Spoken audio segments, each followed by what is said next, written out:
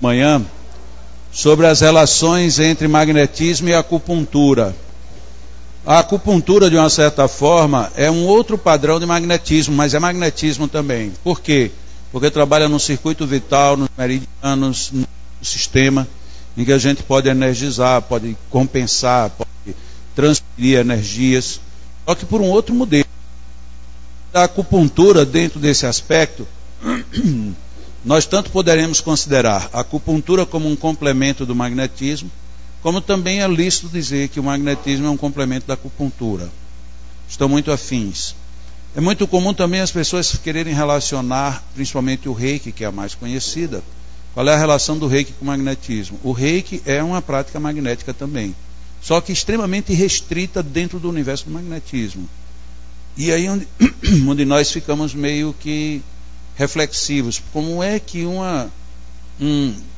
sem qualquer sentido pejorativo, um sub-ramo do magnetismo é muito mais importante do que o magnetismo? Tem alguma coisa errada. Nós desprezamos tanto o magnetismo que o reiki faz no reiki basicamente o que nós chamamos numa casa espírita de passe espiritual. Porque o reiki, em princípio, por princípio, o reikiano, ele é um canal.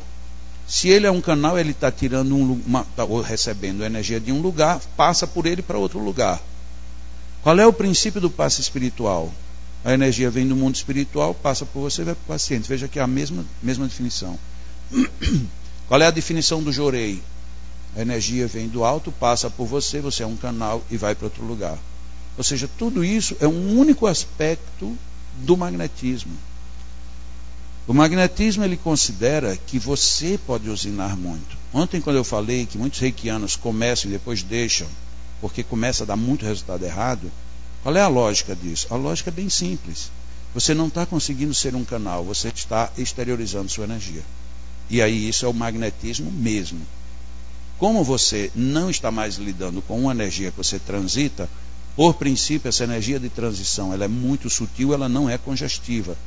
Imagina você fazer como magnetizador meia hora de imposição numa pessoa, a pessoa está perdida, ela não suporta. Mas eu faço um reiki de 1 hora e não tem nenhum problema. Não tem, porque a energia é sutil, não é sua. Se for sua, vai dar problema.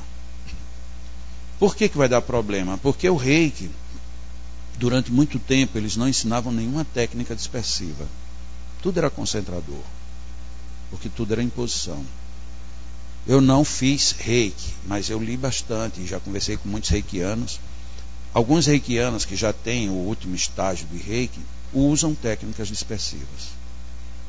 Que bom. Ou seja, em algum momento alguém está dando energias magnéticas. E aí vai conservar o nome reiki. Na realidade, você entrou explicitamente entrou no magnetismo. Um dia eu tive num curso meu lá em Natal, deve ter uns 4 a 5 anos, uma senhora que era frequentadora da Messiânica, fazia jorei. E no segundo final de semana, quando a gente estava na discussão das técnicas e nos exercícios da prática, ela levantou a mão e disse que queria fazer uma pergunta que era como era que eu tinha falado tanto das imposições e ela aplicava jorei e não acontecia nada do que eu disse. Aí eu falei isso que eu acabei de falar, que como você é um canal, energias sutis não são congestivas. Mas já que ela abriu o diálogo, eu já aproveito e já pergunto. Eu digo, mas você não conhece nenhum caso de jorei em que a pessoa ficou mal depois? Ela disse, já aconteceu comigo. Eu digo, o que foi que aconteceu com você no dia que aconteceu isso? Aí eu fiquei muito nervosa, eu digo, não, você sentiu em você alguma coisa enquanto fazia o jorei? Aí disse, eu senti umas coisas diferentes, primeiro aqui, depois na garganta. Foi um jorei estranho. Eu digo, esse estranho é uma característica que você usinou. E o paciente ficou mal. E que providência você tomou? Eu perguntei não sei como é que é o nome que eles dão, orientador. Perguntou lá ao chefe lá da igreja, o que é que deveria fazer? Faça mais jorei. E aí ela fez mais uns 20 minutos e a pessoa piorou mais ainda. E aí o chefe disse, então deixa que agora eu vou resolver. Eu digo, você acompanhou? Ela acompanhei. E o que foi que ele fez? Ele fez mais jorei. E continuou tudo do mesmo jeito. Digo, o que vocês fizeram com o paciente? Mandaram o paciente mal? Não, aí num dado momento ele disse, eu vou fazer aqui uma coisa para poder resolver. E aí ele ficou movimentando a mão na cabeça dela. Eu digo, ou seja, ele agiu magneticamente como deveria ter feito, dispersado. Só que o jurei, em princípio, não tem dispersão. É só imposição. Enquanto você for canal, não tem problema. Eu sou reikiano. Enquanto eu for só canal, não tem problema. Mas na hora que eu for magnetizador, que eu usinar, aí tem problema. Não, é uma questão só da gente ter mente aberta e olhos de ver, como dizia Jesus. Olhe, veja o fenômeno. O que uma rezadeira faz quando dispersa uma criança com um mal olhado, com quebranto? Ela faz o que está precisando, dispersar. Se você leva uma criança com quebranto para um centro espírita onde ninguém movimenta as mãos, ela não vai ficar boa nunca.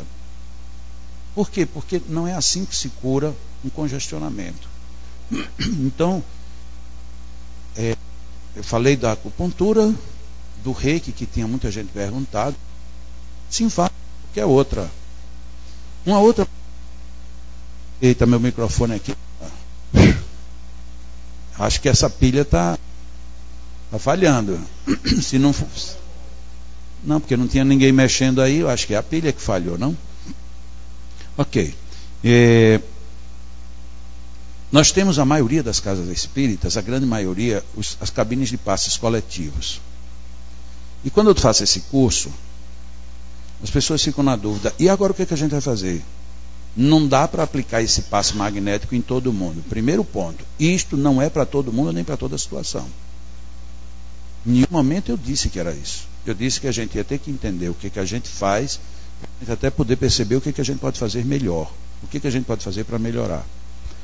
Aquilo que eu falei aqui ontem, lembre-se de que tem um coronário para cima e um esplênico de lado. Lembre-se que tem teto mais ou menos e distante.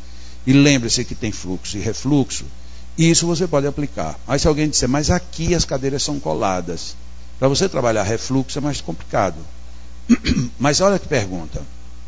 Uma pessoa que já vem recebendo passes há 2 anos aqui na casa, estou falando aqui na casa em sentido genérico, né? Faz 2 anos e não melhora de jeito nenhum. Já entrou na fila da Dona Lúcia 20 vezes e não melhora. O que aconteceu com ela? Pode ser que um dos problemas seja de refluxo. Ah, mas aqui a gente não aplica nas costas. Ok, então diga ao paciente que ele vai continuar doente mesmo. Ele não tem merecimento. Não tem merecimento do quê? De chegar numa casa onde alguém possa trabalhar o refluxo. E aí o que eu faço? Tá bom, esse paciente aqui, quando for no final, você entra. E no final eu vou colocar você em pé e vou fazer um passe nas costas. Vai ter um problema administrativo, qual é? Se a pessoa ficar boa, daqui a pouco todo mundo agora vai querer no final receber um passe em pé nas costas. Mas isso eu não tenho culpa de haver o problema. Nem ninguém tem. Você quer resolver o problema? Se você já tentou de tudo quanto é jeito não resolveu, pode ser um problema de refluxo. A gente já viu ontem. Eu estou dizendo que toda a cabine agora tem a passe de refluxo? Não. Mas e se precisar, você vai fazer o quê? Nada? Está errado. Chega aqui uma pessoa que tem um problema complexo.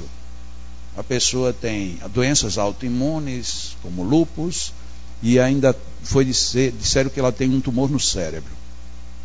Ó, que é um problema complicado. A pessoa tem lúpus e tem um tumor no cérebro. Aí vem receber um passe comum no final da reunião. Vai resolver o problema dela? Não vai. O que é que eu devo fazer? Se a casa tem um atendimento magnético, eu vou fazer um encaminhamento. Bom, para fazer esse tratamento seu, você vai ter que vir tal dia e tal horário. Porque nesse dia e nesse horário a gente atende. Nesse dia e nesse horário, aí sim, aí eu faço o tato, eu entro em relação, eu vou investigo, procuro saber, eu consigo introjetar, vou pelo ouvido, vou lá dentro do cérebro buscar o tumor. E isto é um caso específico.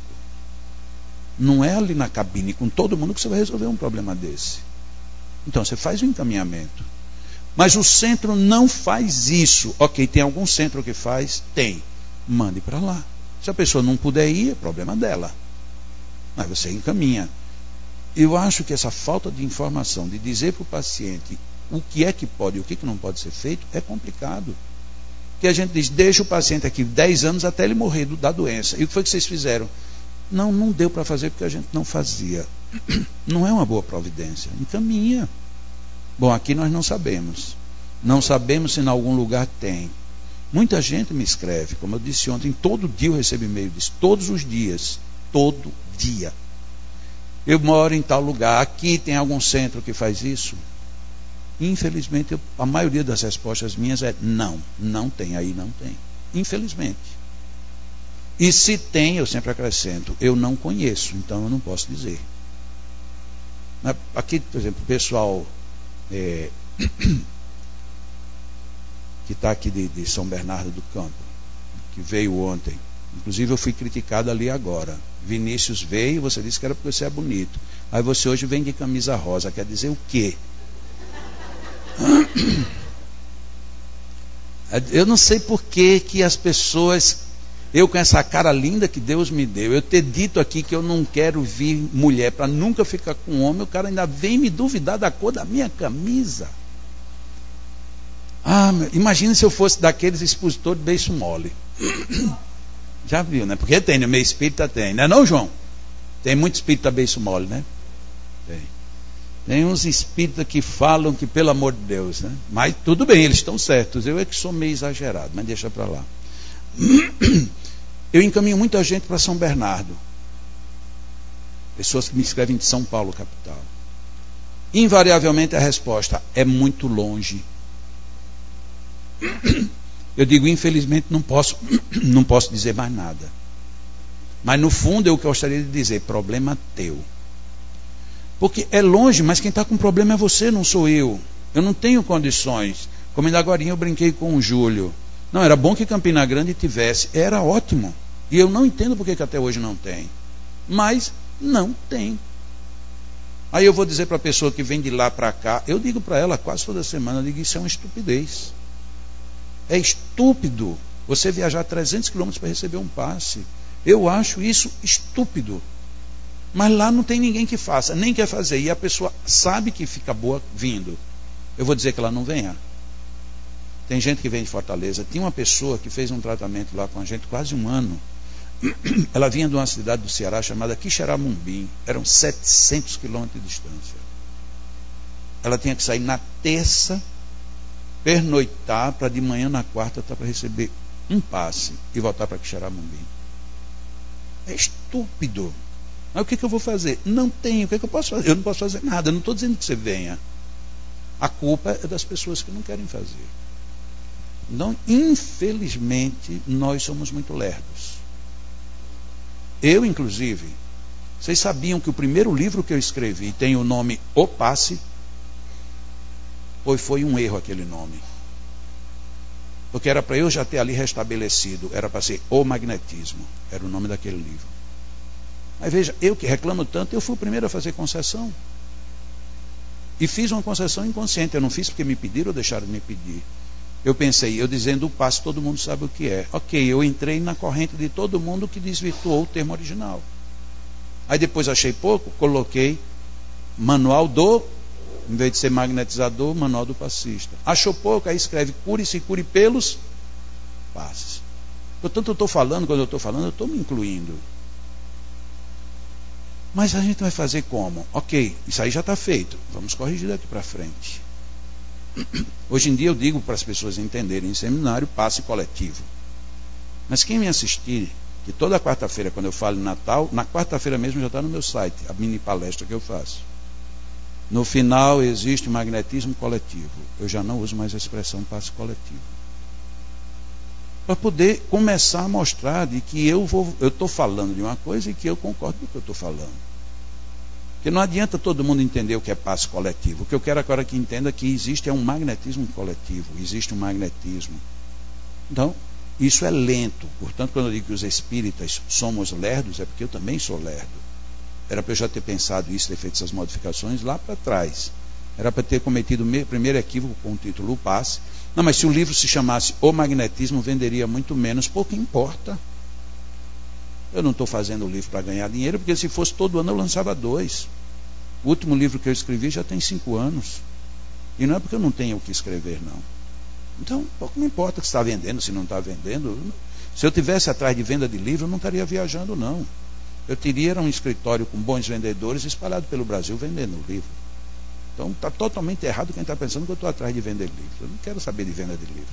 Vende porque, feliz ou infelizmente, é a forma que a gente tem de se movimentar. Mas fora disso, quem quiser que se cuide. Agora, a gente continuar lerdamente, sem fazer nenhuma mudança, você sabendo que precisa mudar. Porque na próxima encarnação, não é na próxima, esta você perdeu. Esse negócio de jogar para a próxima, isso me engana que eu gosto. O que eu tenho que fazer é nessa não, nesta. Eu tenho que fazer nesta. Mas eu já estou com 80 anos. Pois é, você vai viver quanto tempo ainda? Não sei, se Deus quiser, pelo menos mais 5, pois aproveita os 5. Mas já na minha idade já não dá mais. Não dá por quê? Se não dá, então desencarne logo. Tem que dar. Que conversa é essa de que não dá para eu fazer as coisas? Dá sim. A pessoa que a gente mais falou aqui de aplicação de passes em Itapira, quem foi? Lúcia. Lúcia tem quantos anos? 28, né? Lúcia não tem 28 anos? 84. 84 é a pessoa que mais querem que aplique passes aqui. Se ela disser, eu já estou com 84 e vou morrer, morra, minha filha. Morra. Você quer morrer, morra. Agora, se você quer trabalhar, trabalhe. Não reclame, não, trabalha. Tem uma companheira nossa lá em Natal, que ela se tornou espírita. Ela estava ali chegando aos 40 anos de idade quando ela se tornou espírita.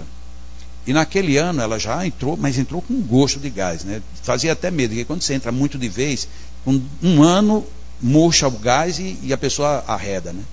Mas cada tempo que passa ela é mais de dentro ainda. É uma pessoa fantástica. E no primeiro ano que a gente estava numa instituição, aí ela estava lá, a gente fez uma reunião com os trabalhadores, porque ia chegar o mês de janeiro, e no mês de janeiro de Natal é terrível, todo mundo vai veranear, vai todo mundo para as praias. Então o número de trabalhadores despenca terrivelmente. E aí reuniu-se as pessoas para fazer um julgamento. Vamos fazer umas férias coletivas, a gente fecha o mês de janeiro. Todo mundo disse, eu acho que é melhor, acho que é melhor. Aí ela chegou e disse, olha, por mim não. Aí todo mundo já olhou para ela assim, porque alguém não quer tirar férias, esse vai atrapalhar as férias dos outros. Disse, não, por mim não, quem quiser tirar férias pode tirar. Mas se tiver o que fazer, eu prefiro continuar. E sabe por quê? Porque eu já vivi de férias 34 anos.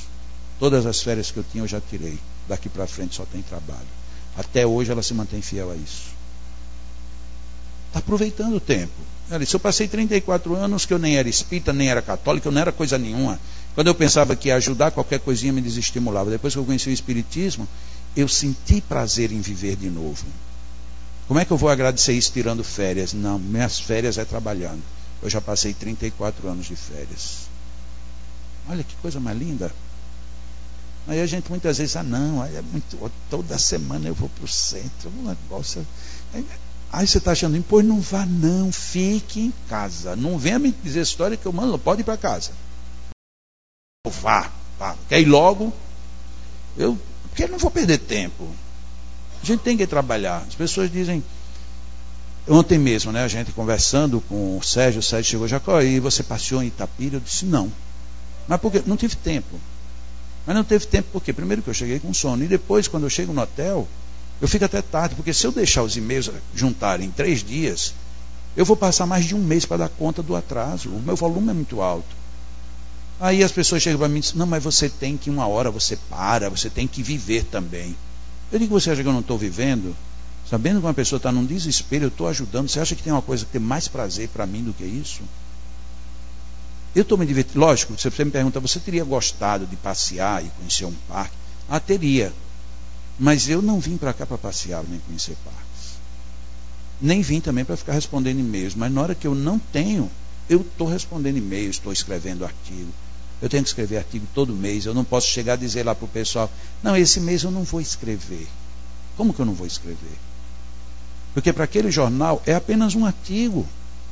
Para mim é uma tarefa enorme, porque está no meio de um mundo de coisas. Mas eu não tenho como dizer que eu não vou escrever um artigo. Aí eu, como espírita, não vou fazer, porque, não, tá ok, você não quer, é um direito teu. Mas depois não reclame. Mas não reclama de quem? De Deus? Não, de Deus não, de você mesmo. Porque a nossa justiça está dentro da nossa consciência. Era ótima que estivesse na mão de outra pessoa, porque a gente ludibriava, o brasileiro ludibria com 2 tempos. O problema é que ela está aqui dentro e você não consegue sair de você mesmo. Não, eu não vou hoje, não vou. Eu devia ter ido. Olha que conflito. Aí quando a gente chega no outro dia, a pessoa, você não sabe o que você perdeu. Ah, nem me fale. O problema é teu, não é meu. Se eu chegasse aqui, antes de eu vir, eu perguntei a Vilma e a José qual era o público estimado.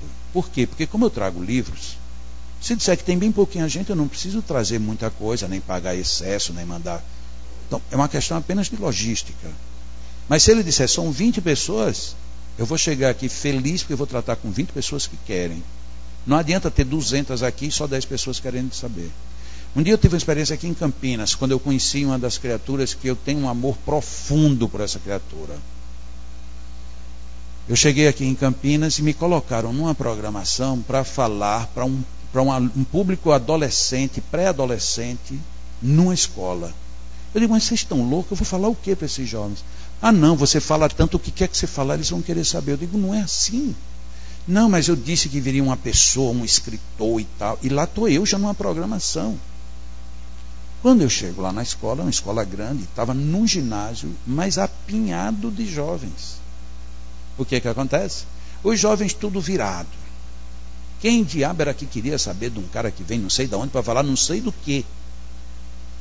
E eu perguntei, para eu falar o quê? Não, você na hora vai ser inspirado. Eu digo, desgraçou. Que diabo de inspiração é essa? Eu não sei o que eu vou falar. O jovem vai ficar feliz. E a gente vai ouvir o quê? Sei lá, um cara lá do Nordeste. E vai falar o quê? Não sei. Tem que ficar. E os professores, mas era uma zoadeira. Foi a coisa mais desorganizada que eu vi. E eu sabia que mesmo usando o microfone, ninguém iria me ouvir. Quando o negócio estava, os professores não davam mais conta. Alguém chegou, nós vamos falar, vamos ouvir aqui uma pessoa que veio de fora. Eu acho que ninguém ouviu aquilo, porque o ruído era... Os jovens estavam impacientes. Aí me passaram o microfone. Eu digo, eu queria de vocês só 1 minuto, e talvez menos de 1 minuto. Se vocês me derem 1 minuto de atenção, só 1, eu fico satisfeito. Só 1. Aí foram calando. Eu digo, ok, podem marcar no relógio, eu só quero 1 minuto de vocês. Nós vamos abordar aqui um tema que é de interesse de alguns de vocês, talvez de muito poucos. Aí quiseram falar, digo, olha, ainda não completou 1 minuto, por favor. Os professores de vocês estão aqui, a diretora da escola está aqui, e eu estou aqui que vim falar. Vocês têm total liberdade para saírem daqui. Quem quiser, se todo mundo que está aqui dentro quiser sair, vocês podem sair. Agora, os que ficarem vão ouvir os outros 59 minutos que eu vou falar. Os professores ficaram apavorados. Vão levar agora os meninos para onde? Eu digo, vocês podem sair, vão para onde vocês quiserem. Os professores vão dizer o que vocês vão fazer.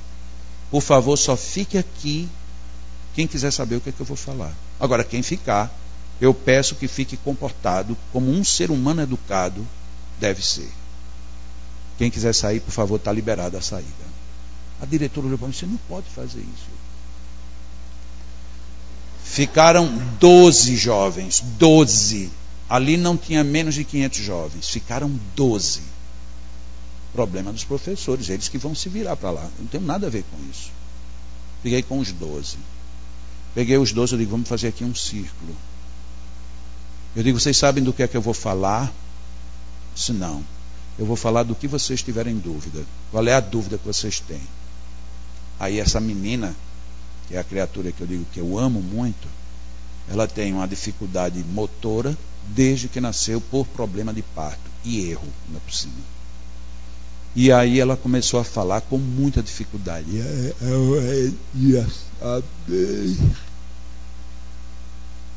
Foi um dos momentos mais lindos da minha vida como palestrante, foi a conversa com aqueles 12 jovens.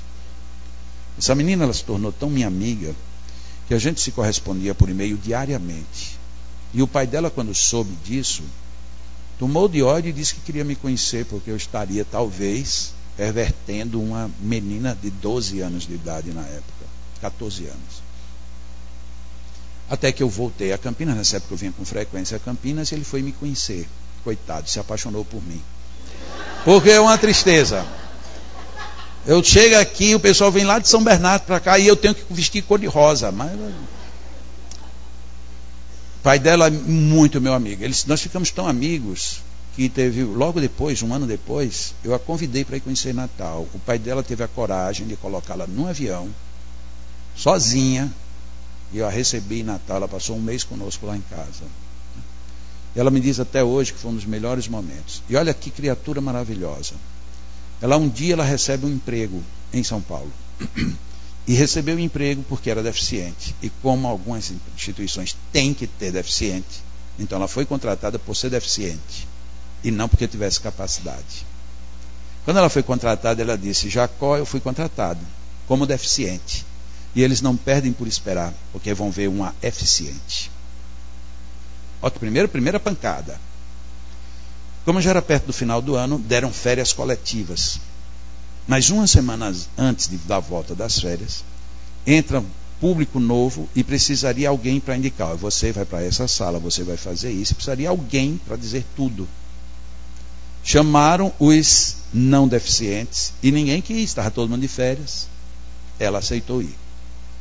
E ela está lá na recepção, quando abre e começa a entrar as pessoas. Bom dia, eu gostaria de saber. As pessoas, não, peraí. Aí entrava. Ninguém tinha paciência com ela, porque ela fala complicado.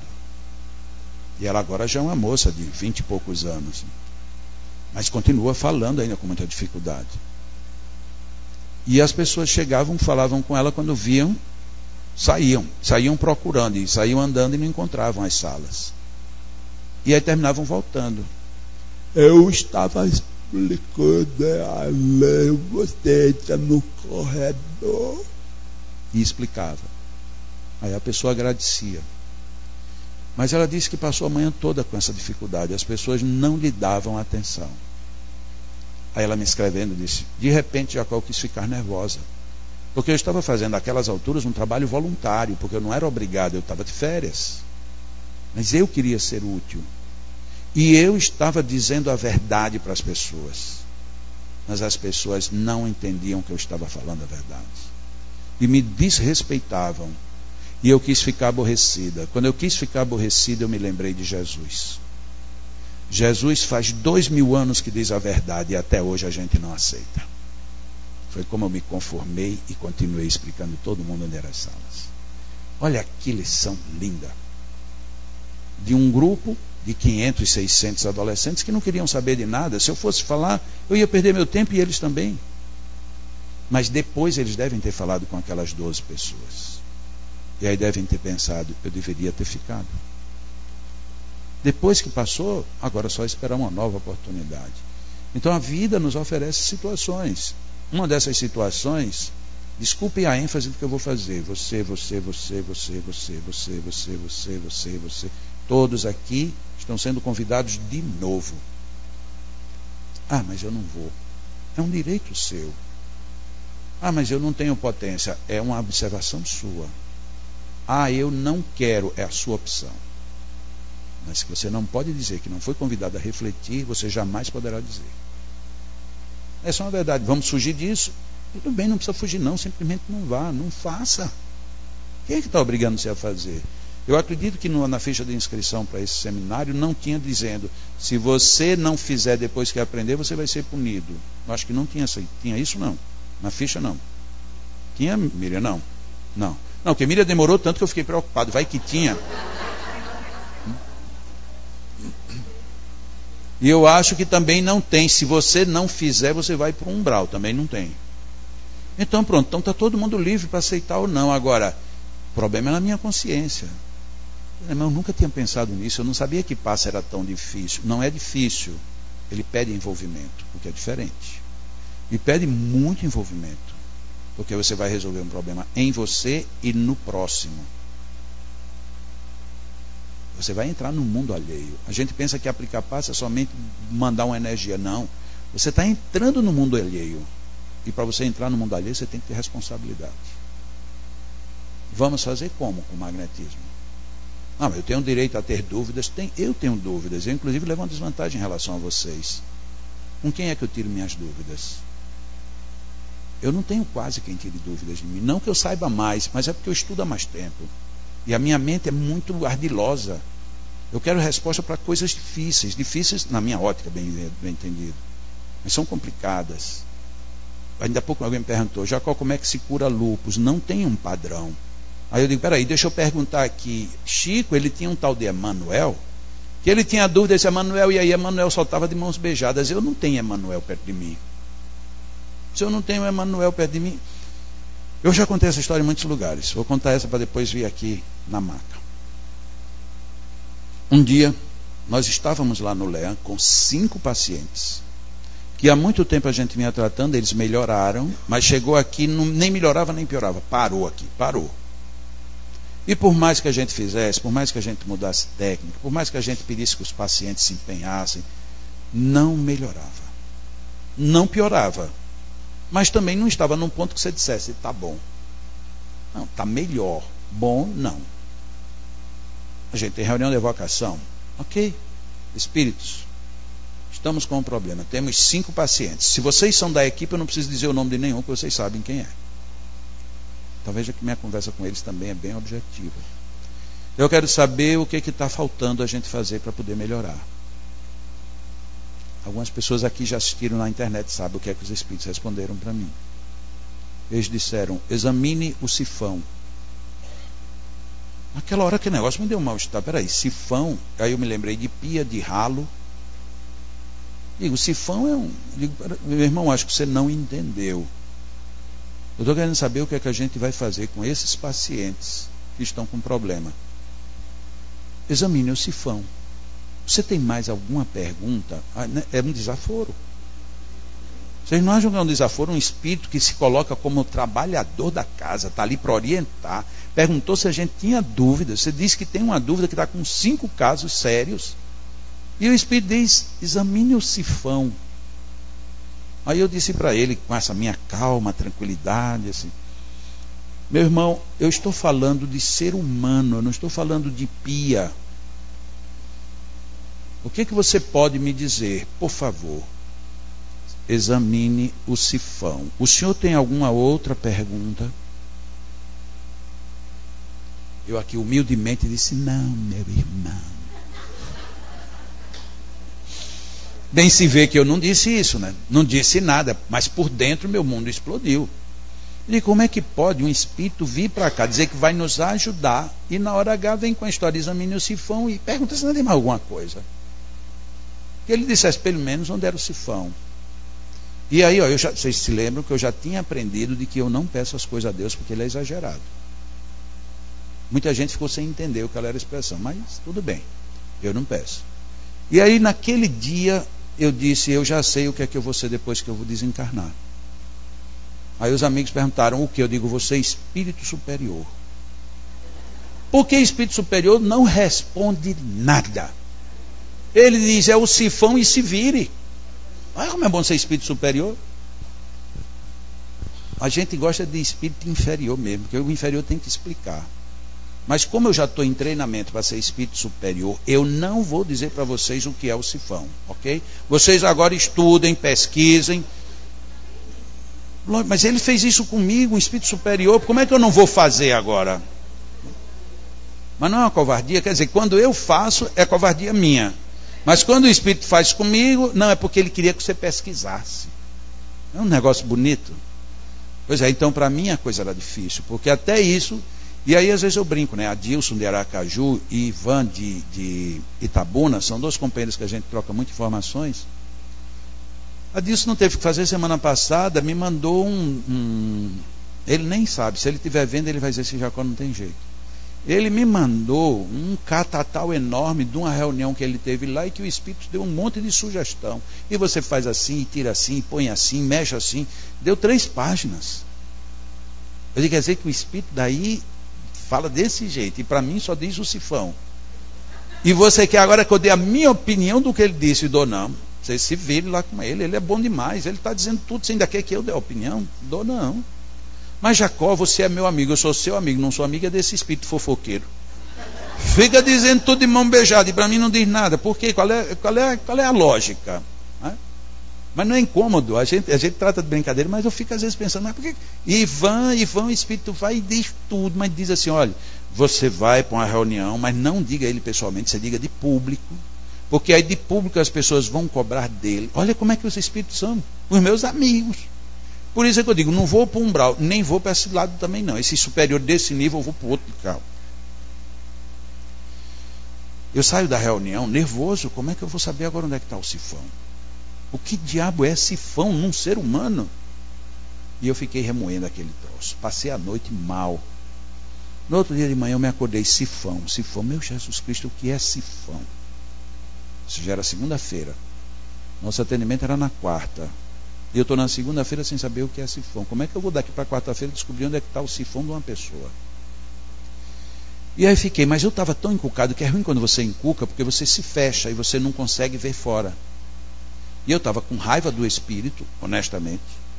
E estava com raiva porque a informação não batia em canto nenhum. Porque ninguém tem sifão. Aí num dado momento que eu relaxei, fui cuidar da vida, tal, de repente sifão. Aí me veio a ideia mais boba do mundo. O que é um sifão?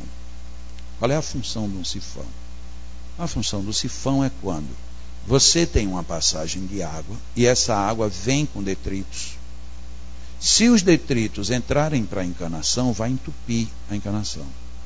Então, o sifão é um lugar onde os elementos estranhos, ou pesados, ou gordurosos, se sedimentam para que o encanamento fique livre.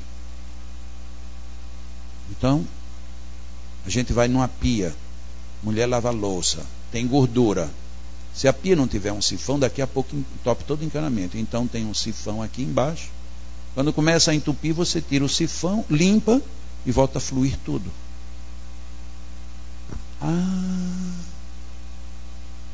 Será que... Então, o sifão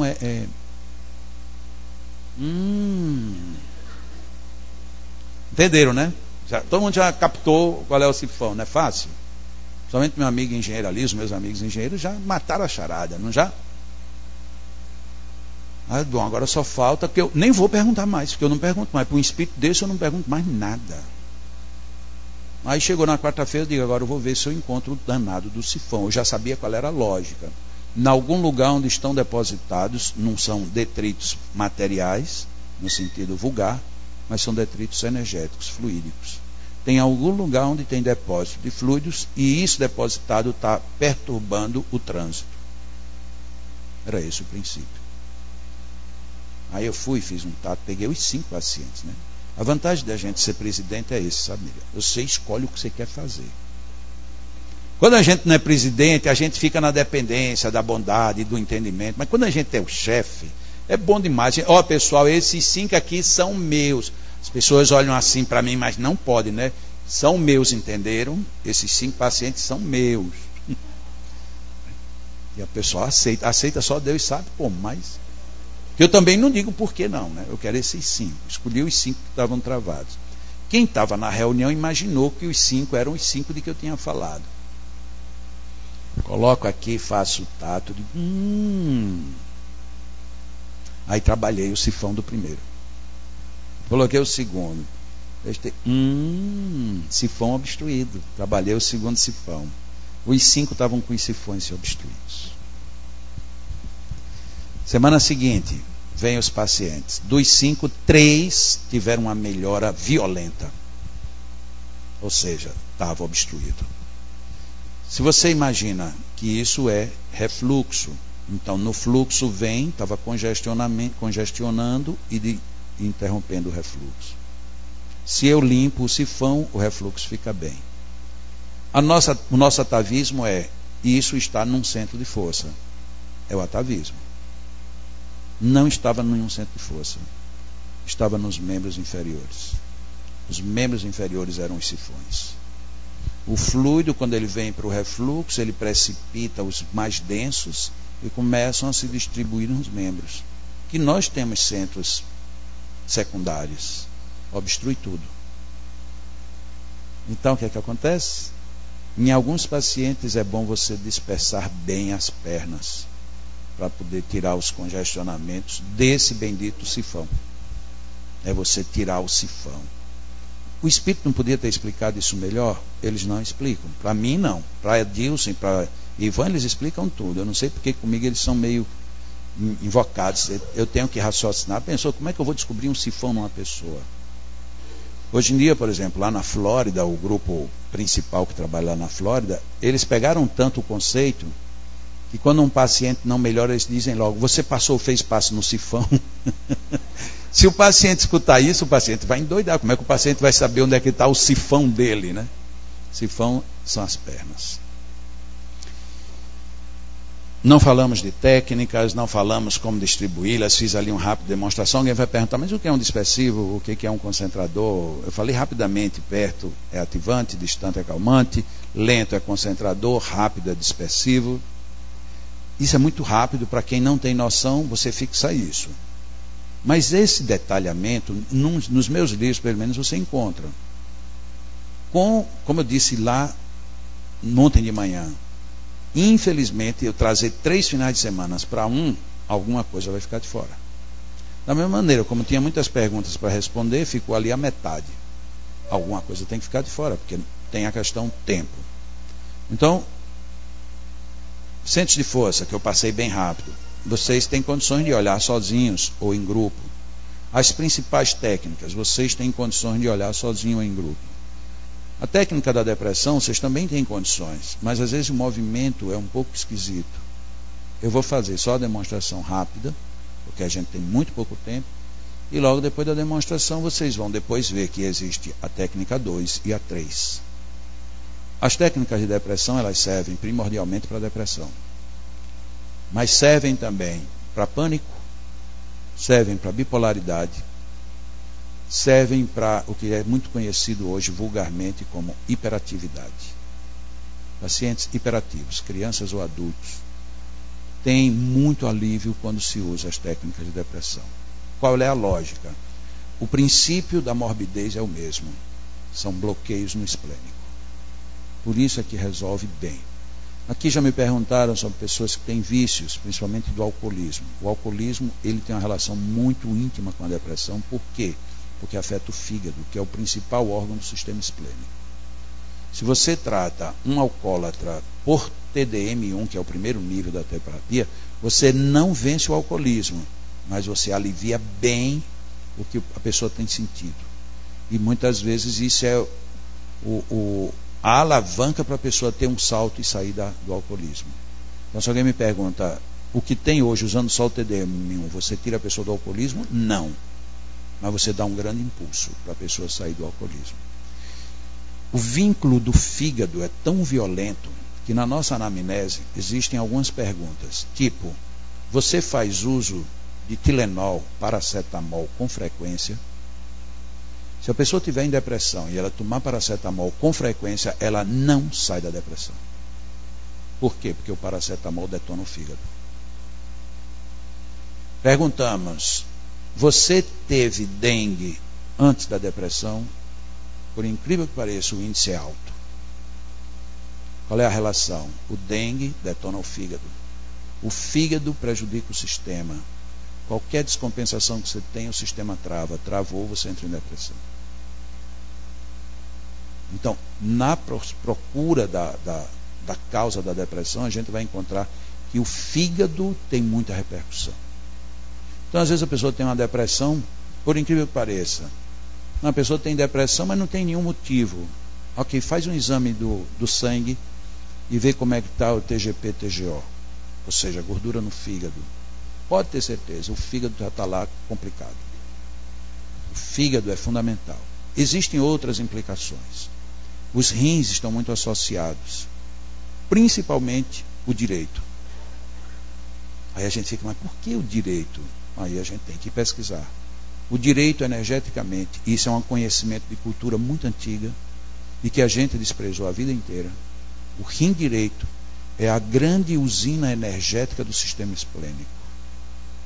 E ele deságua diretamente no fígado, a energia.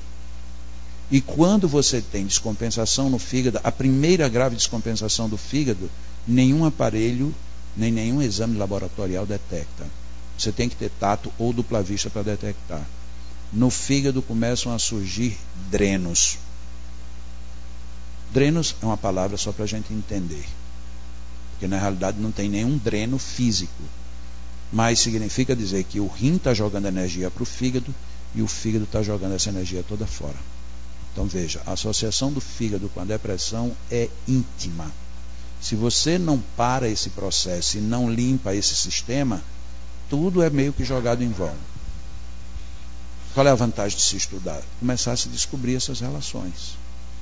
Lógico que se a indústria farmacêutica souber que a gente está detonando o paracetamol, ela não vai gostar. Só que hoje muita gente já detona. Se você entra na internet, você vai ver que existe uma verdadeira guerra. Porque a indústria do paracetamol é extremamente poderosa. Nos Estados Unidos, quem conhece os Estados Unidos sabe que é muito difícil você comprar medicamentos. Você só compra se você tiver receita e tiver um documento que a receita é sua. Mas paracetamol você compra em qualquer supermercado. Você tem paracetamol nos Estados Unidos absolutamente para tudo. Você tem paracetamol para dor de cabeça, para unha cravada, para enjoo, para dormir, para acordar. Você tem paracetamol para tudo. E aí a gente pega os Estados Unidos, um dos países com maior índice de depressão. Um dos países com maior índice de pessoas com problemas hepáticos. Não, é por conta da gordura que se come. E isso influi. Muito mais grave é a detonação do fígado. E para fechar, desculpem que eu estou entrando numa área que não é minha. Vou lembrar mais uma vez, eu sou engenheiro, não sou médico, não sou da área de saúde. Mas, por ter que lidar com a coisa, a gente termina chegando nessas evidências. Há muito tempo, quando começou a ter dengue no Brasil, não havia dengue hemorrágica. Todo mundo tinha dengue. Muito ruim, muita gente ficava acamada 6 meses, 3 meses, mas era dengue. Um belo dia começou a surgir dengue hemorrágica. Ninguém divulga. Os pacientes que tiveram dengue hemorrágica tomavam paracetamol. Há hoje uma forte suspeição de que o paracetamol, ou Tilenol, como é o nome mais conhecido no Brasil, nos Estados Unidos é conhecido como acetaminofém. Quem toma acetaminofém ou paracetamol regularmente, o fígado se dilui. E ele diluído pega o dengue, entra num processo hemorrágico. Então você morre de um segundo tipo de dengue. Não. Você morre do mesmo tipo. Agora o seu fígado não suporta. Qualquer pessoa da área, da farmácia, da química, da medicina pode contradizer o que eu estou dizendo. Mas vai ter que contradizer a mim e a um monte de observações que hoje tem na internet. E sérias, por pesquisadores sérios. E para mim, independente que ninguém nunca tivesse dito, eu percebo isso quando eu pego um paciente com depressão. Tivemos uma paciente que ela fez tratamento para depressão conosco durante mais de 2 anos. E não evoluía. Evoluiu bem. Ela já não tinha mais crise, ela já não ficava mais presa em casa. Mas chegava na entrevista e aí, não, eu não estou legal, eu continuo triste, eu tenho dificuldade. E era um negócio que não passava. E a gente tentou investigar psicologicamente o que poderia estar gerando tudo isso. E não havia visivelmente uma lógica. Até que um dia, já ali fazendo os 2 anos, eu mesmo fui aplicar um passe nela, porque eu estava encucado, eu tenho que saber. O sifão já tinha sido visto, o refluxo já tinha visto, e a mulher não melhorava.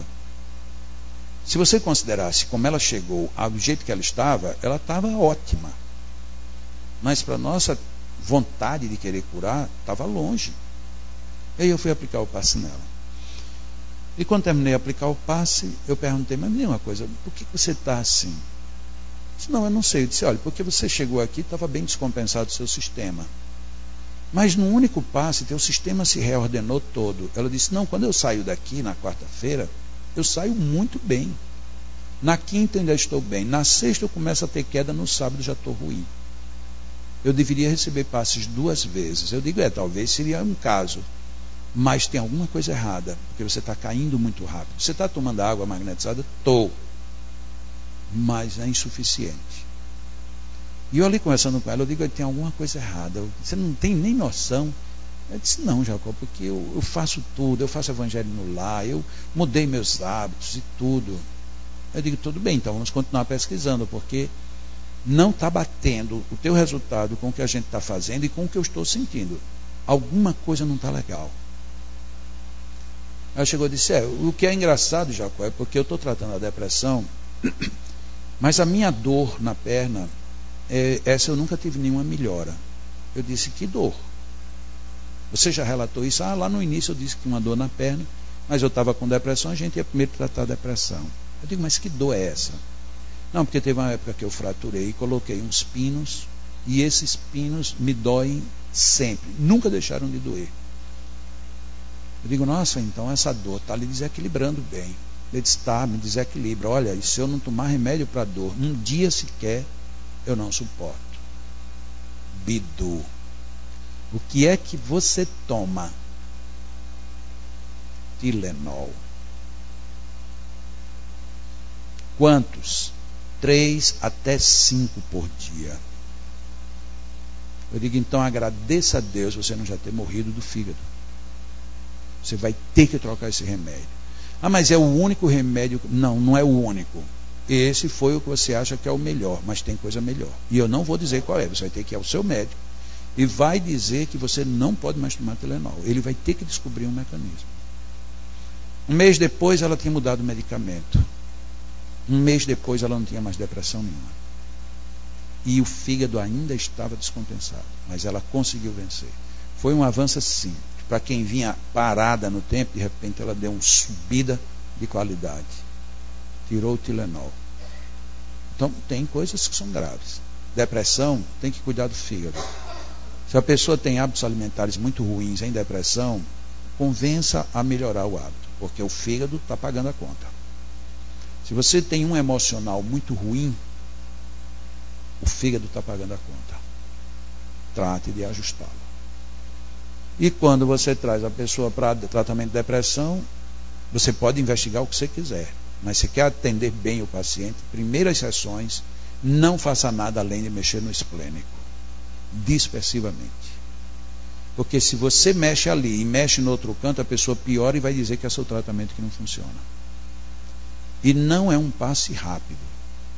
Tem um amigo que entrou em depressão e ele tinha tudo para entrar. O pai dele suicidou-se com um tiro no ouvido na frente dele quando ele era rapazinho. Um ano depois, o irmão mais velho dele disse, meu pai não aguentou, eu também não aguento. Pá, na frente dele. E ele, que já tinha algumas compulsões, ficou prestes a se matar também. Ele já tinha vencido 2 depressões com tentativas de suicídio nas 2.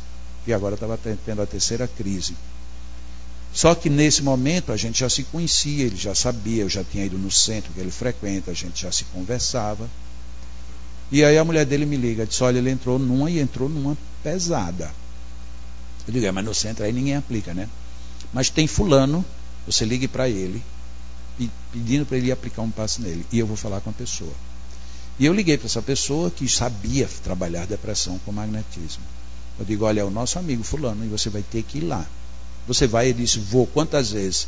Não sei, mas o caso é tão grave que você vai ter que ir todo dia. Ele disse, eu vou. De domingo a domingo, incluindo feriados, pode deixar comigo que eu vou.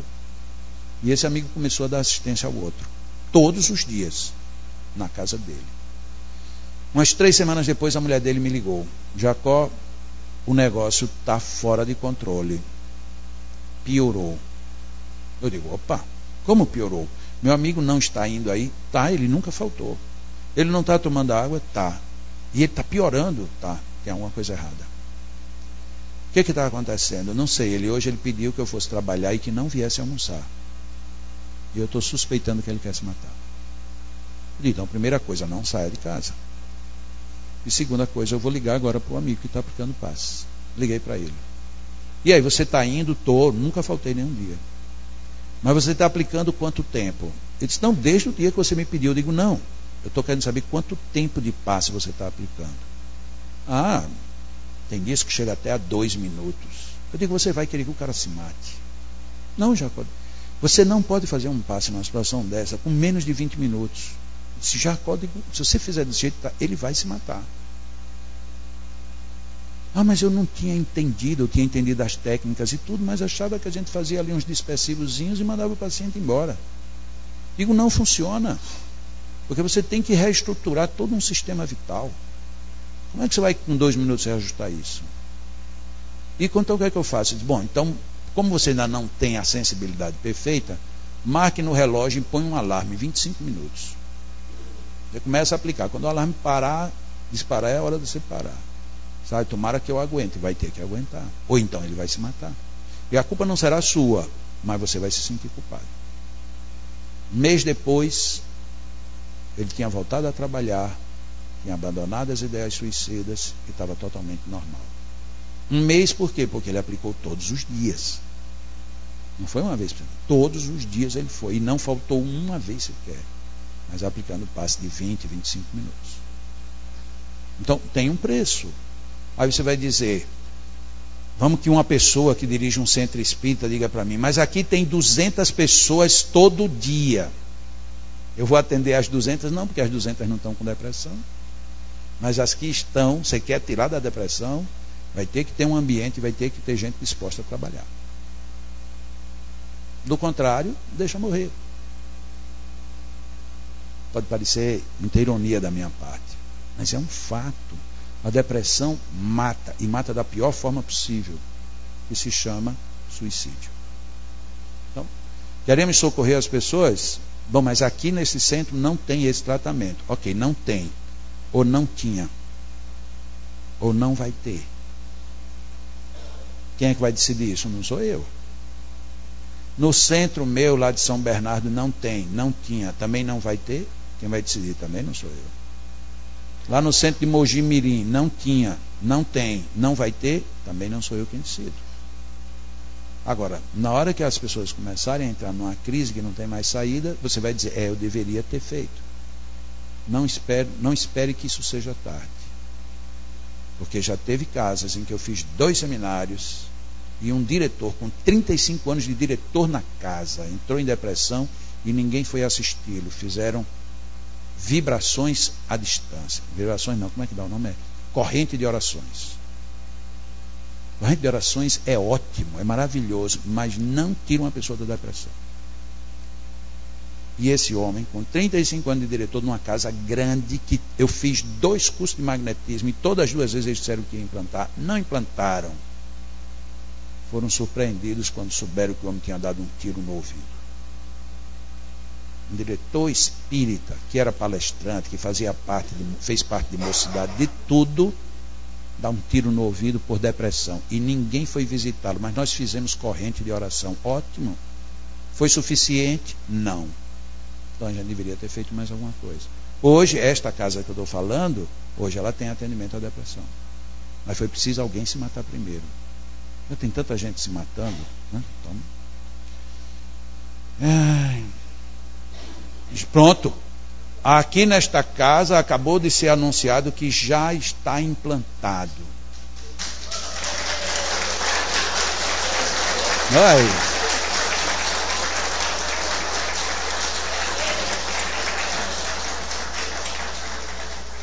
Quem disse isso foi Dona Miriam, que é a presidente da casa.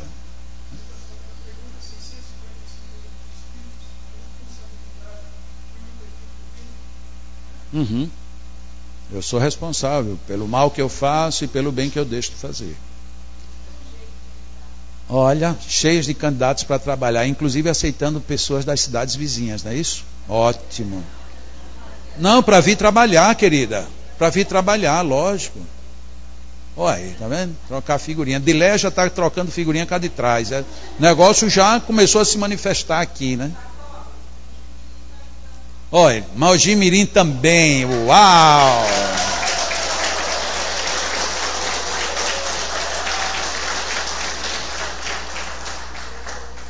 Muito legal, né? Só falta o que agora? A gente cobrar isso. Cobrar, mas não no sentido de perturbar ou de querer tumultuar, mas cobrar no sentido, vamos, agora a gente vai ter que ir. Afinal de contas, isso é uma prática espírita em todos os aspectos, magnéticos, espirituais, psicológicos e, sobretudo, aquilo que a gente fala tanto, o espiritismo é o consolador. Como é que a gente é consolador se a gente não consola? A gente vai consolar. E ninguém precisa mais de consolação do que um depressivo. É difícil, é cansativo, Mas é extremamente revigorante você dizer essa pessoa ia se matar e ela está aqui viva. Tem tanta coisa que a gente pode aprender. Lá no Leão, nós temos as entrevistas, que a gente não chama de diálogo fraterno, porque não é um diálogo fraterno. É entrevista mesmo por conta do volume de gente. As pessoas que chegam com depressão, elas são entrevistadas por ex-depressivos. Por quê? Porque o ex-depressivo sabe ouvir uma pessoa em depressão. Então a gente desce a esse nível de cuidado. A gente tem o maior cuidado do mundo para ver se a gente oferece o melhor espaço, o melhor acolhimento e a melhor solução. E a gente nunca, não só nunca pediu, como eu insisto, olha, vocês quando forem para a entrevista, digam a verdade. Não importa que seja a pior verdade do mundo, digam. Eu recebi um passe e estou péssimo, diga. Não se preocupe com o passista. Porque às vezes a gente fica, não, mas eu não vou dizer. Diga, porque se você falsear, você está falseando todo um trabalho. Por mais que doa, essa verdade é necessária. A gente tem que saber. Eu fiz um passe e o paciente piorou. Por que ele piorou? Se você não for investigar, a gente nunca vai saber o que é que tem por trás. A gente precisa investigar. E a gente só investiga sabendo. Porque se está tudo certo, você vai investigar o quê? Está tudo certo, está tudo certo, está tudo certo. Não, eu recebi um passe e não deu certo. Não deu certo por quê? E aí a gente trabalha. Não tenham medo de errar. O erro faz parte. Agora, não fique no mesmo erro. Se você errou, aquilo está chamando a atenção para você corrigir. Procure a correção. Não tenha medo de errar. Porque pior do que você errar é ninguém fazer nada. Isso é muito pior. Então, não tenha medo de errar. Não tenha medo das condenações, das implicações que vão ter. Muita gente vai condenar até o dia que precisa. No dia que precisa, vai vir atrás de você. Lá na nossa instituição, nós atendemos padre, já tivemos 2 padres, já tivemos uma freira em atendimento, e a nossa cidade de Parnamirim é a cidade mais protestante do nosso estado. Tem igreja protestante para tudo quanto é lado. Eles respeitam o Leão pela qualidade do que nós somos, tanto no atendimento aos idosos como nos atendimentos magnéticos. E já tivemos até pastor fazendo tratamento na nossa casa. Então isso é um sinal de que funciona, porque você não colocaria um padre, uma freira e um pastor dentro de uma casa espírita para receber um tratamento. Isso é impossível. Agora, se funcionar, aí se torna possível. Nós temos muitos pacientes que são encaminhados por psiquiatras, não espíritas. Mandam, olha, isso aqui está indo muito bem, mas vá fazer isso aqui. Ah, mas eu não acredito nisso. Bom, se você não quiser ir, não vá. Mas se você quiser, o endereço é esse. E a gente se surpreende. De repente chega um paciente de um psiquiatra totalmente materialista. Mas ele não sabe por que algumas pessoas foram para lá e ficaram boas. E aí eles mandam. Quando não tem jeito, manda para lá. Por que essa casa recebe gente desse jeito? Porque está fazendo bem feito. Está fazendo perfeito? Não. Mas está fazendo bem feito. E a gente vai crescendo. A cada dia a gente cresce. Janeiro, segundo, terceiro e final de semana de 2015, mais um seminário lá em Natal. Se alguém quiser aproveitar a viagem a Natal, não, é muito longo, são 2 semanas com 3 finais de semana. Pois é, eu vivo lá a vida toda e nem acho longo, eu acho tão bom. Né? Pode vir aqui, querida, só para eu demonstrar, não vou fazer passe, não vou nada. Você vai deitar com a cabecinha aqui. Pronto. Quando eu falei de meu pai, que até eu tinha esquecido o complemento, eu falei uma parte da história. Eu dei, entre aspas, energética para meu pai viver mais 3 anos. Mas no dia que ele precisou desencarnar, eu tive a pior missão da minha vida. Os amigos que estavam ali junto disseram, vamos começar o desligamento de seu pai. E aí me disseram para mim. Aí eu ter que aplicar o passe no meu pai para ele ir embora. Foi a coisa mais dolorosa da minha vida. Mas eu tinha que fazer porque eu não estava matando. Eu pensei, eu vou matar meu pai. E na mesma hora eu fui repreendido. Não. Você vai livrar seu pai do que ele está passando. Então eu trabalhei naquela hora. Uma situação para mim foi... Eu já tive experiências dificílimas. O meu filho gêmeo, que tem 7 anos, Giorgio, quando ele nasceu, um erro médico, quase que ele morre. Quando o meu filho chega na sala, depois que vem do parto, ele vai direto para a UTI. O médico, quando saiu para falar comigo, ele disse, se seu filho sobreviver, ele terá vida vegetativa. Eu digo, tudo bem, e o que é que eu posso fazer por ele? Eu posso visitá-lo? Ele disse, quantas vezes o senhor quiser. Aí eu disse para ele, pois agora é a hora de eu fazer a minha parte. Lógico que ele não entendeu, ele não tinha a mínima noção quem eu era. Meu filho ficou 15 dias na UTI.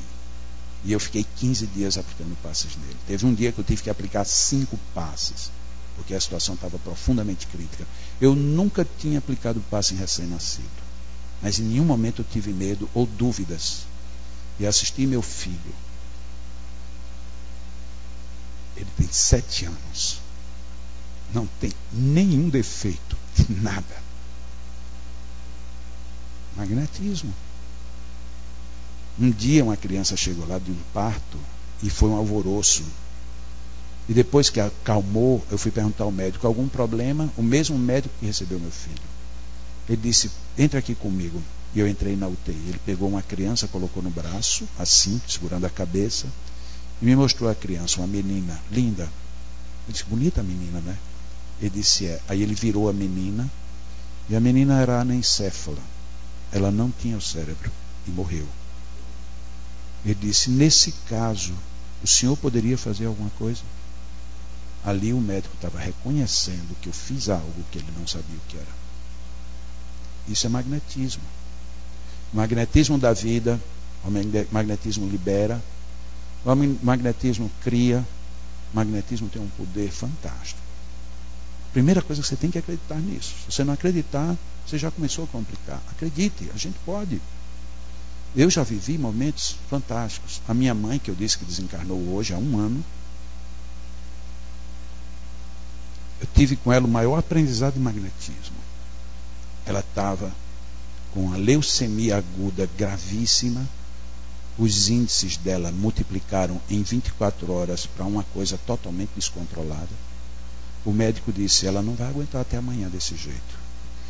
E aí eu entrei na UTI e comecei a trabalhar minha mãe. Ela aguentou pouco tempo, ela aguentou ainda 2 semanas. Mas nessas 2 semanas ela teve um progresso tão grande que na quinta-feira o médico disse assim, se ela continuar desse jeito, domingo ou segunda a gente dá alta para ela. Só que nessa quinta-feira ela teve um quadro infeccioso de pneumonia repentina e os pulmões tomaram.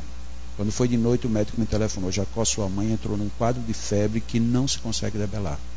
Levei-a, fiz os raios-x e sua mãe está com uma pneumonia incontrolável.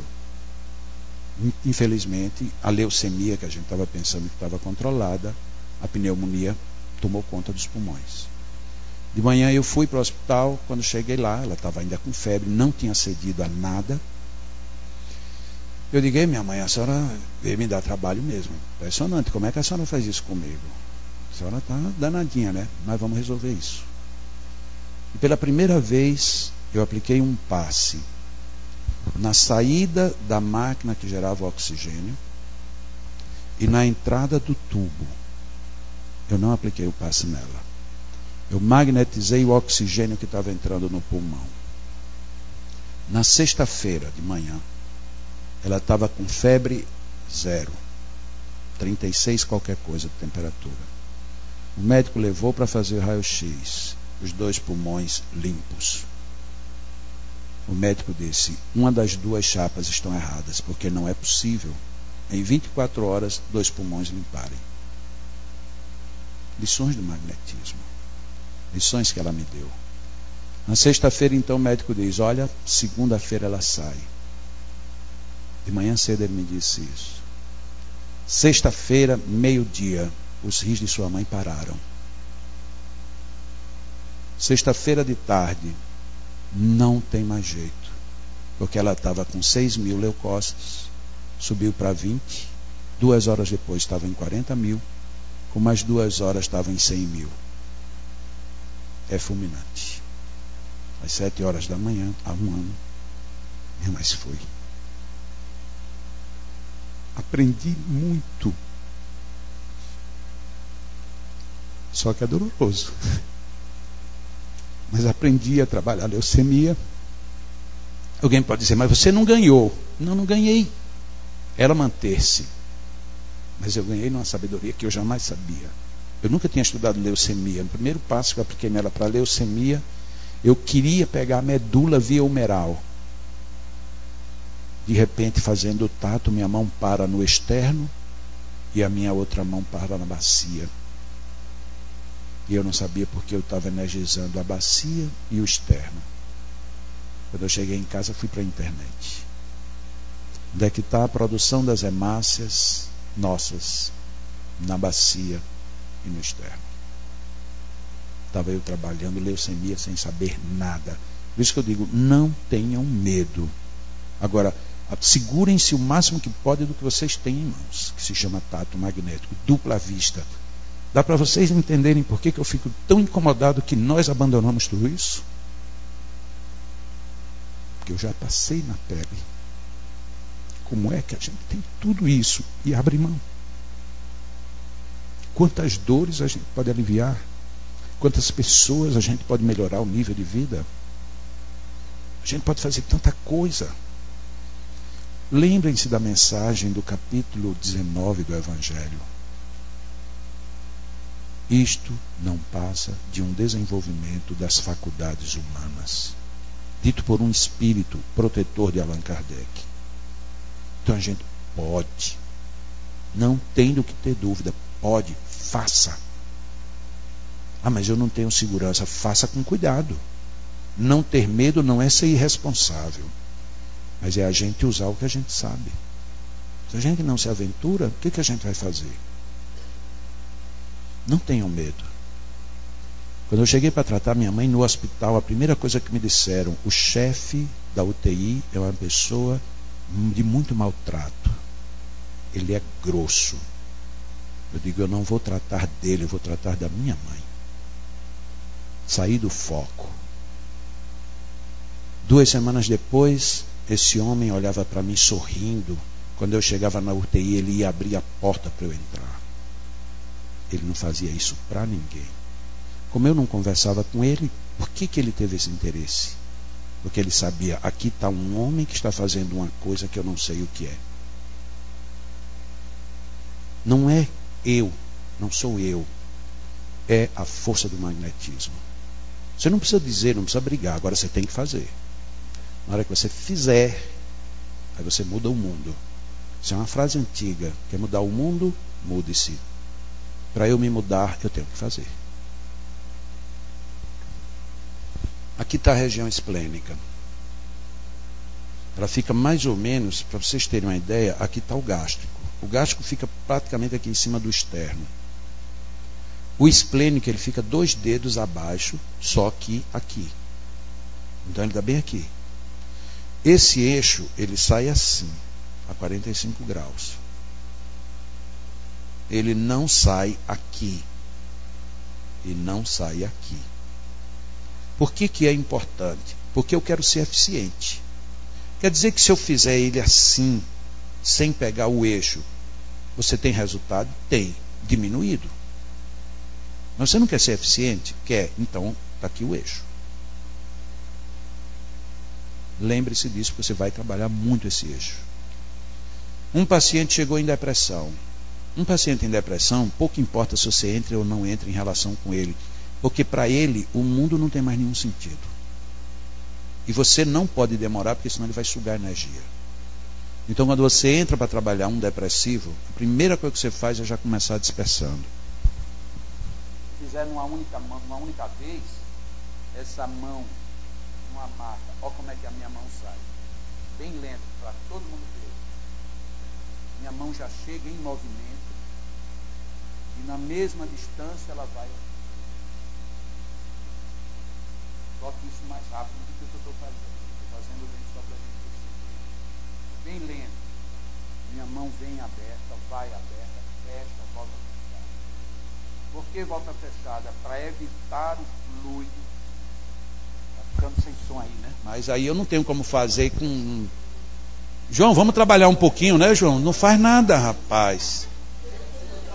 Você como pedestal está ótimo. Tá. Então, agora eu só que minha mão aqui vai andar aqui. Isso. Ó, você me abraça, mas não por trás. Você dá um jeito. Você está de rosa. Me chamou a atenção por isso. Ó, Vinícius, acho que ele ficou com ciúme de você, viu? Então, a minha mão vem em movimento e fecha. Por que fecha? Porque se a minha mão voltar aqui, ela é congestiva. Lembre-se, o movimento é de cima para baixo. Por isso é que a mão fecha. Então, venho e faço isso várias vezes. Se eu já tenho habilidade, a minha outra mão já vem aqui inclinada, pegando o eixo do esplênico.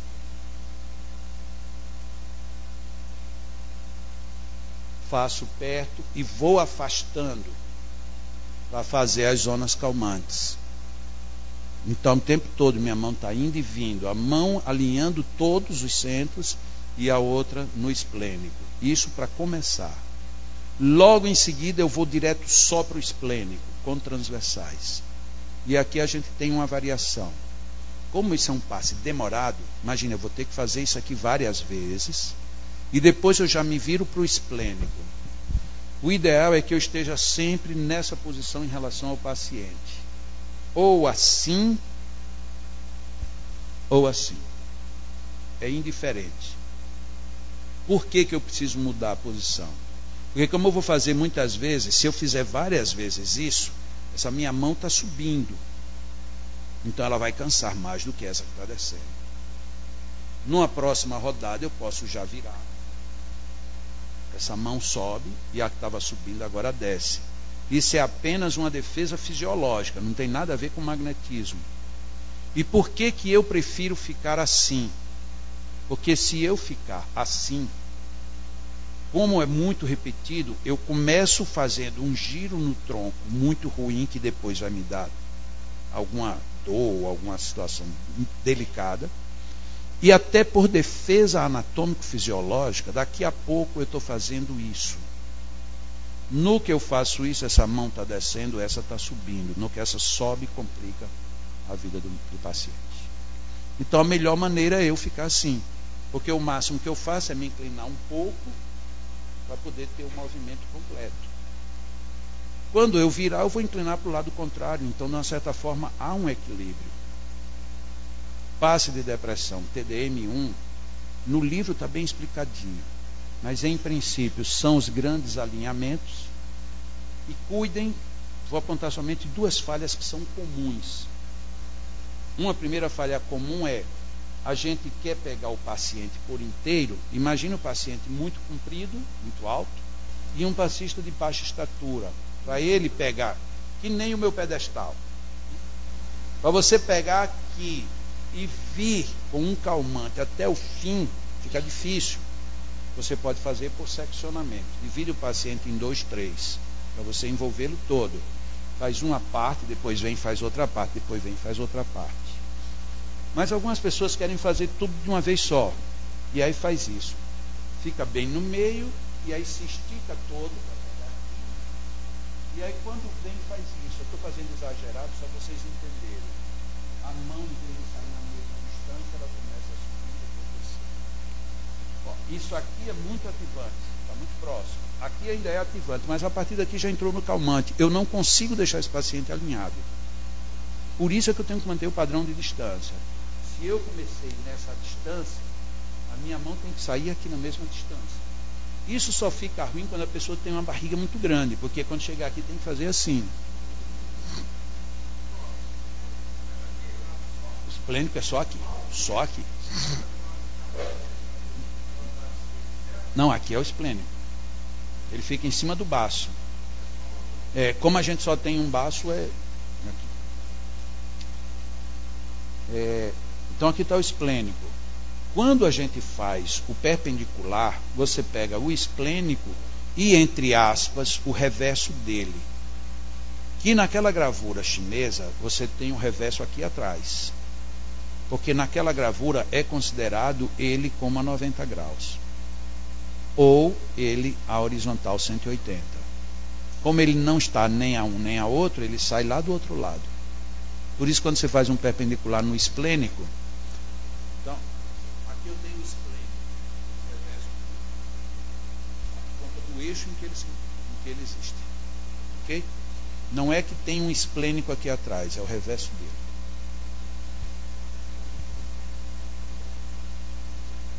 Faço já. Deixa ele ficar em pé aqui um pouquinho, segurando meu pedestal aqui. Já. É porque ele é bom, porque ele é barrigudinho e fica melhor da gente visualizar, né?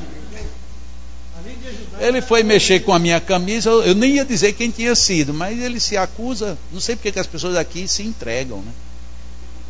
Ele, Jacó, e ele estava ali, Jacó, vem cá, quero falar uma coisa, vem aí. Eu alixei todo mundo querendo, ele, não, vem cá, eu digo, o que é? Rapaz, essa sua camisinha rosa, Vinícius veio. Ele sabe até o nome de Vinícius, eu fiquei impressionado, foi com isso. Ele gravou, foi ele que fez, foi ele que já recebeu o telefonema. Não, venha, meu irmão, nós estamos aqui lhe esperando. Beijo mole, Então, nós fazemos isso várias vezes. Vocês imaginam que isso do começo ao fim vai dar aí uns 20 minutos. Imagina como é cansativo. Há uma grande vantagem. Quando você termina um passe desse, você sente um cansaço. Só que rapidamente você se recompõe. Sabem por quê? Porque você não está doando fluidos. Você funciona como se você fosse uma máquina de hemodiálise. Na realidade, você está pegando tudo que está congestionado aqui e está circulando por você. Então você tem um cansaço físico e tem um cansaço energético que você está sentindo que é uma troca. Mas é uma troca com ida e vinda. Então pouco tempo depois você sente, nossa, tá legal, já não estou tão ruim. Agora, se você fizer mais de 4, 5 seguidos em depressão, aí chega uma hora que você não consegue se reconstituir. Porque aí você exaure o sistema. Não é a exaustão fluídica, é do sistema. Lá no Leão, a gente faz assim, a gente recomenda que ninguém aplique mais de 3 depressivos de uma vez. Você aplica 1, 2, 3, já foi 3 de depressão, o 4º tem que ser de qualquer outra enfermidade. Pode ser inclusive câncer. Um câncer pesado, você vai doar muito, não tem problema. Quando você voltar para aplicar em depressivo de novo, você vai ver que você está zerado. Porque o sistema teve um tempo de respirar. Tudo são observações que você vai vendo no dia a dia.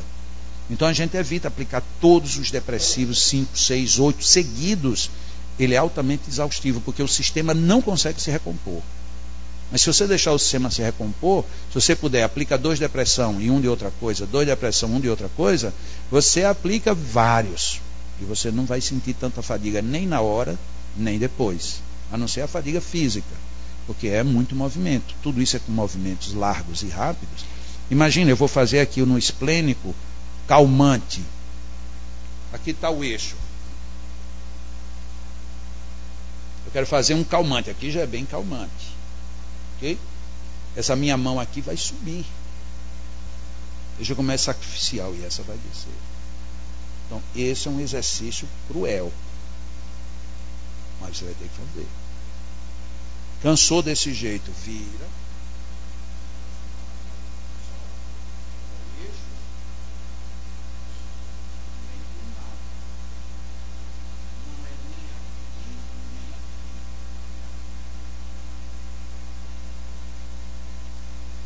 A pessoa que está aqui sabe como é diferente.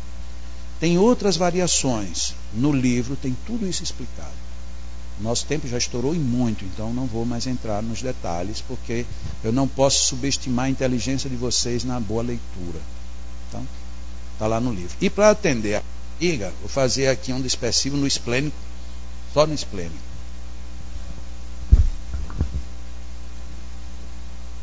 A minha mão pega aqui. Se eu quiser trabalhar só o esplênico, eu posso fazer só com uma mão, posso fazer com as duas, e posso fazer com isso eu considero eu. Se eu quiser fazer perpendicular, aqui a mão pegando o esplênico e a outra pegando o perpendicular. Quero ir fazer médio, calmante, só enlarguecendo. Não, sempre fecha. Subindo, fecha. Subindo, fecha. Ok? E a minha amiga aqui, como é que está? Aqui faltam 2 coisas somente. No final, magnetiza a água. A água tem que ser magnetizada. E não é pegar uma garrafinha ali meio minuto e entregar, não. É uma magnetização ali para 3, 4, 5 minutos. Essa água, hoje a gente tem um padrão que é bom. Não é universal, mas é um bom padrão. Se a pessoa tomar 5 doses por dia, a primeira manhã quando acorda, A última, de noite, antes de dormir. E durante o dia você divide 3. As pessoas põem após refeições, outras põem, importa, 3 doses. Tamanho, normalmente um copinho de tipo cafezinho é suficiente. Então você magnetiza 2 litros d'água que dá. Se quer mais, magnetiza mais. Se a pessoa não tomar só um copinho, quer tomar... Não, então leve 10 litros e magnetize 10 litros. 10 litros vai pedir mais magnetização.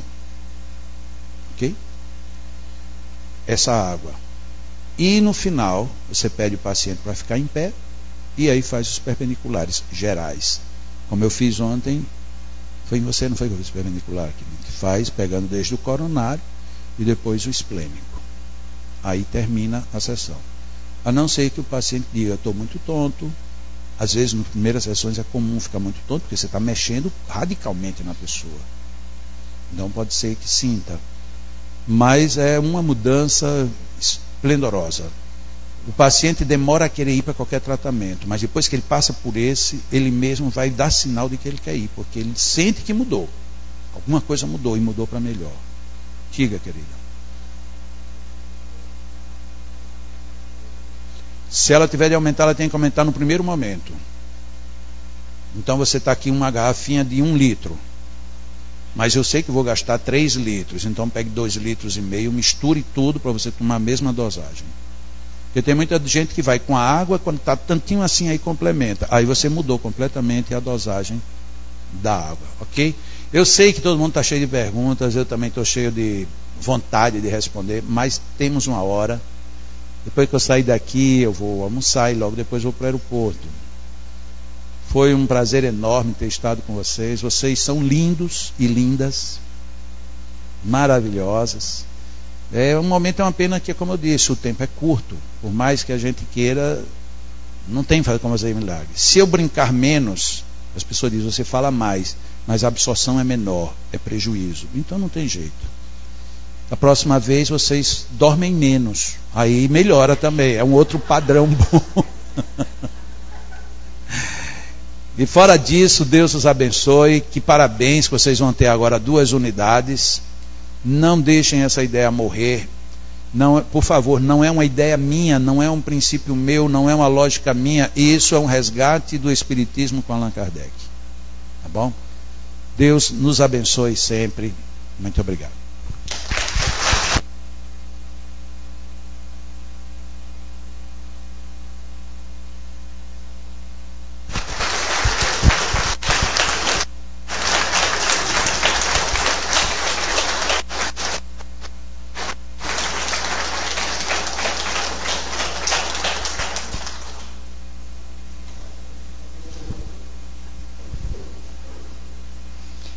Ao encaminharmos para o encerramento desse nosso encontro, nós queremos agradecer a presença de todos, os que se locomoveram de razoáveis distâncias para estarem conosco, e agradecer muito especialmente ao nosso querido irmão Jacó Melo pela brilhante contribuição e pelo incentivo no sentido de melhorarmos os nossos métodos de trabalho. Nós queremos, Jacó, em nome da comunidade toda que trabalha aqui, da diretoria, do pessoal da comissão dos festejos do centenário desta casa, conferir a você um mimo que ele tem alusão ao centenário.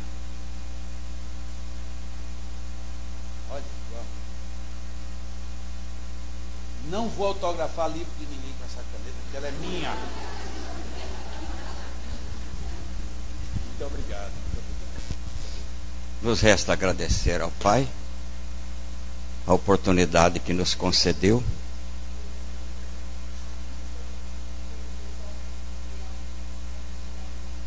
Sim. O dia 17 é a data, 17 de setembro é a data de fundação da casa. Nós teremos aqui a presença do nosso irmão Oceano, que é o responsável pela produção do filme E a Vida Continua, que por sinal foi filmado dentro do Bairral aqui.